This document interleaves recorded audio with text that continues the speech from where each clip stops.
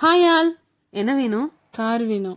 வாழ்க்கையில் எல்லாத்துக்கும் சின்ன சின்ன ஆசைகள் இருக்கும். எங்கள் அப்பாவுக்கும் அது மாதிரி இது ஒரு பெரிய ஆசை தான், கார் வாங்கணும் அப்படிங்கிறது. ஃபர்ஸ்ட் ஒன்று வச்சிருந்தோம், அது செகண்ட் ஹேண்டாக தான் எடுத்தது. இப்போ தான் புது கார் வாங்கலாம் அப்படின்னு சொல்லி அப்பா ஒரு அழகான கார் வாங்கியிருக்காங்க. ஷோரூமில் சின்னதாக ஒரு பூஜையெல்லாம் போட்டுட்டு கேக்லாம் கட் பண்ணதுக்கப்புறம் அவங்களுக்கு எல்லாம் ஸ்வீட்லாம் கொடுத்துட்டு வெள்ளப்பிள்ளையார் கோயிலுக்கு வந்தாச்சு.